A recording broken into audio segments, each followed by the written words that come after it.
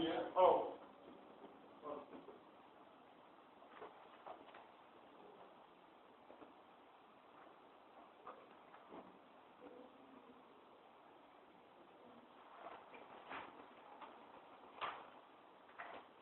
You're ready now. All right.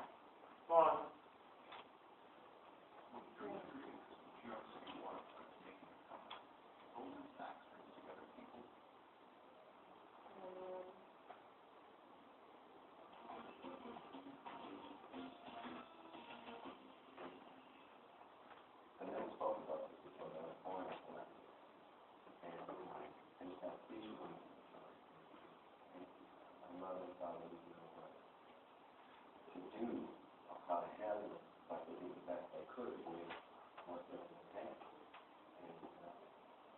My mother told me one day I walked into her and said, Mom, I'm not thinking.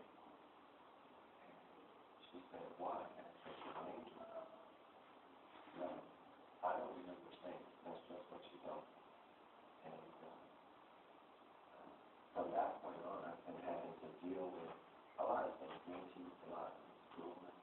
You know, early in my career, I tried to compensate for that by being as flashy as I could, noisy as I could.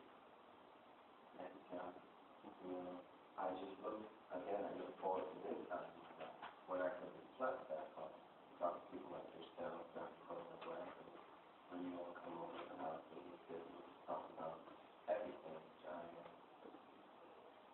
I just become thankful. I know. Well, as you all witnessed, that is, of course, legendary musician Prince Rogers Nelson, who not only is he talking about how far he has come during his wonderful career as a singer and songwriter, an award-winning artist, but also is also opening up, even though he doesn't do a lot of interviews, about his life living with epilepsy, even though he actually has been dealing with that through most of his childhood. But he's one of those people that actually are open to talk about their lives with epilepsy. And that is why I'm here to talk to you about that, about epilepsy. And of course, the main purpose is to understand how can an epileptic seizure can affect a person, an individual ability to how to be in society, and at the same time, how life can be easy with living with epilepsy. Now,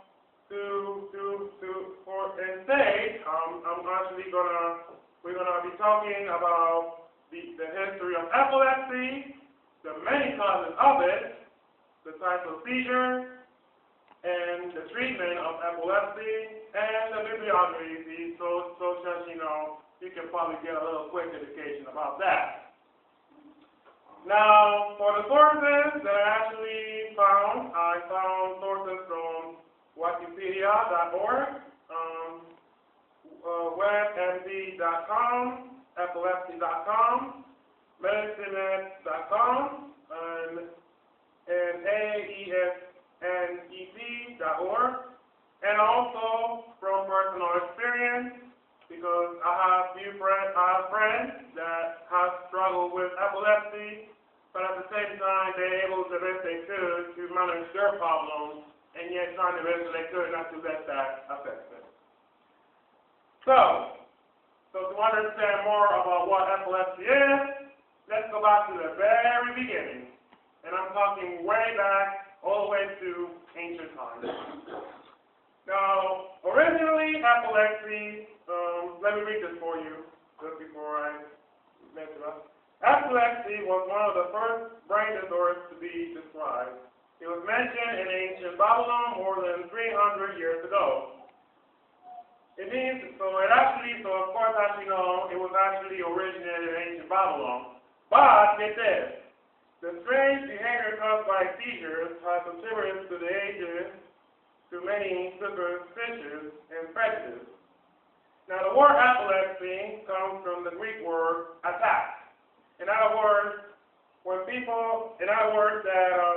in a sense there that originally when it was actually back then, it was considered a sacred disease. Because you're actually possessed by the demons and possessed by the gods. Kind of like exorcism, but this is not what we're talking right now. In 1400 BC, the early physician Hippocrates suggested that it was a disorder of the brain, and we now know that he was right. So I guess you can say you actually are possessed by something bad. But this is probably more than that. Now, oh my goodness, ladies and gentlemen, there are so many things that you can get epilepsy, and that's a lot of stuff. And when I was looking at the research of that, I found out that there's so many things that you can get that you can get epilepsy. In other words, like having lower oxygen during birth, which means that you might have something wrong with the oxygen when you're born. So that can happen. Head injury, that can be a factor too, because once you suffer a very severe head injury, that can definitely cause you to have seizures. Brain tumor, genetic conditions that result in a brain injury, such as severe sclerosis, infections. That can be, you can get epilepsy you can suffer from epilepsy seizure from an infection, a stroke, and any abnormal levels of substances such as sodium or blood sugar. So, you can actually get any type of seizure that you have from epilepsy, you can actually get it from whatever seizure you get, from a head injury, and it can be genetic too. There's so many things that you can get epilepsy. Now, there are many types of seizures right here. So if I can describe to you, there are 6 types of seizures. The grand mal seizure, which means that you get unconscious, you get convulsions, and you have muscle rigidity. Did I get that right? Yeah. Absence means that you're free from loss of consciousness.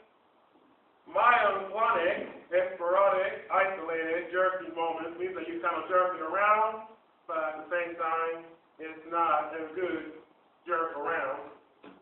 Clonic, which means that you actually are repetitive and jerky moments. Tonic, muscle stiffness, rigidity. Atonic, loss of muscle tone.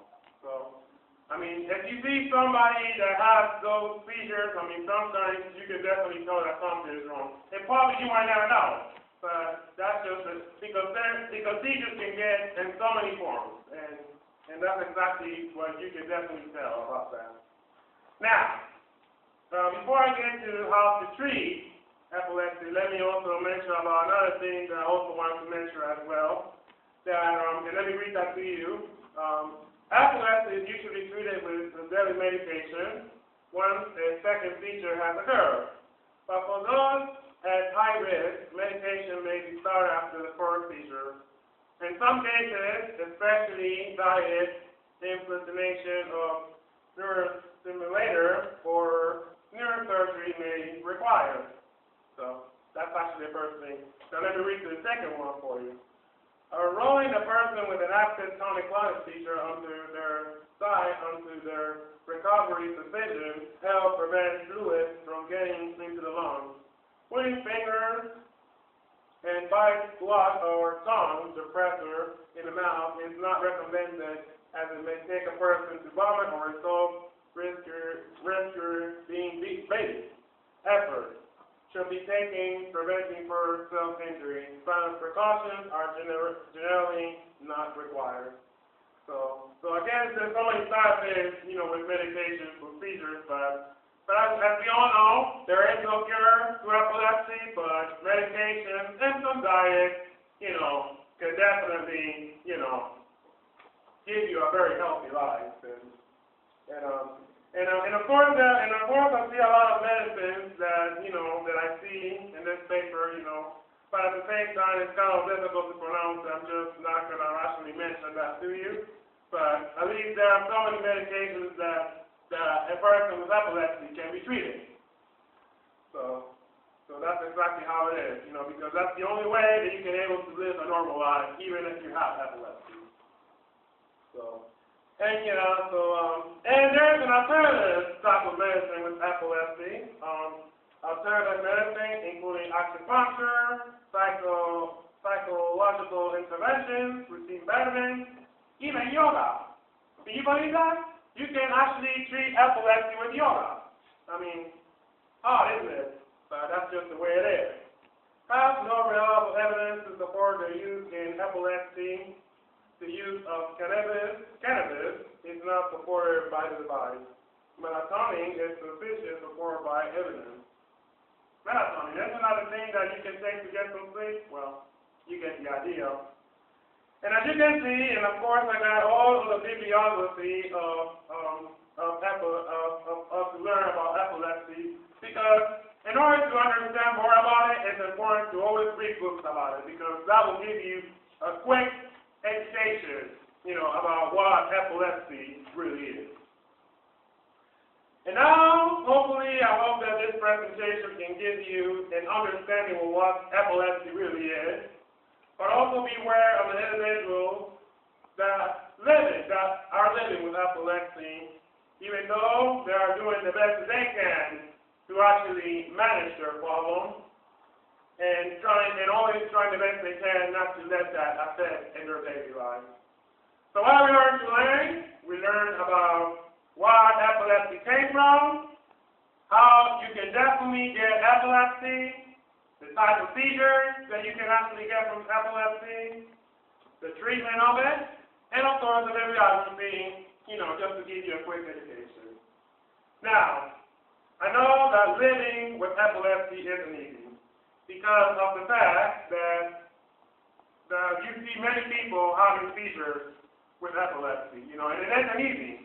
It's not easy because I know I have friends, few of them that actually suffer from this problem, and some of the friends that I know that have epilepsy doing the best that they can to treat their problem, to not let that affect on them.